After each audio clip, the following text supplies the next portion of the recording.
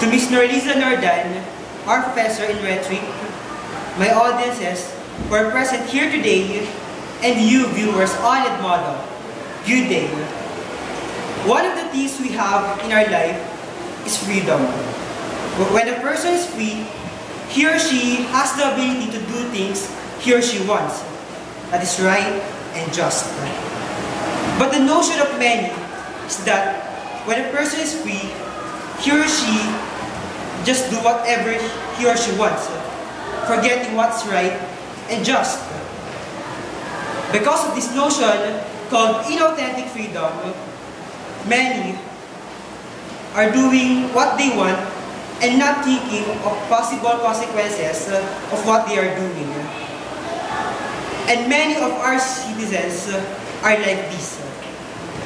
In the previous years, our country was called the Pearl of the Orient. But as the time goes by, it ruined its status and passed by other countries around it. And do you know how can I say it? See the environment. To give you an idea of how worse our environment is, let's compare our country to other countries.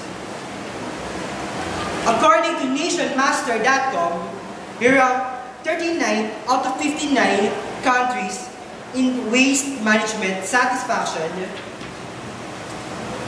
43rd out of 59 countries in clean, tidy cities,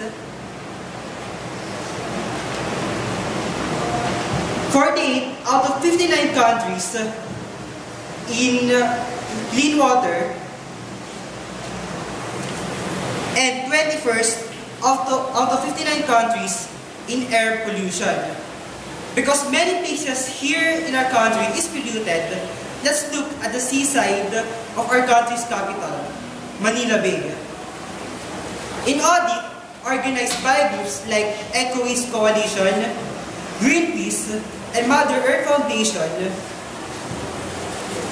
last July 2014, 1,594 liters of garbages were collected. 61.9% of these are plastics, 15.7% of these are cigarettes, clothes, and sponges, 11.9% of these are rubber garbage like discarded sleepers, and 9.7% of these are biodegradable waste. Then, let's look at other places of Metro Manila during strong typhoons. Typhoon Ondoy and the recent Typhoon Mario flooded many places at Metro Manila, including Marikina, Quezon City, and Manila. And this may not happen if the drainages and other water systems are not clogged by garbages. Should we wait for a worse scenario to happen in our country? My fellow men, the time for change is today, not tomorrow, not on other years. As the time goes by, changes that we impart would rise up our environment, or having no actions will make our environment even worse. And do you think how can we impart? Have discipline. You won't need to donate millions of pesos or buy a hybrid car or build an eco house. This may help, but what most important is to have discipline and initiative on your waste. By doing these things we have learned since we are young, like throwing waste at garbage can, segregation, and cleaning our surroundings, we can greatly show our love for our environment and patriotism for our country. If you persist on committing these wrongdoings to our surroundings, don't ever think that floodings in different places will magically stop and persist no more. Don't ever think that many lives will not be in danger on outcome of your laziness and selfishness. Don't ever think that our country will move toward progress by having that kind of attitude. To the youth of this nation, we are the key holder of progress and excellence for our country.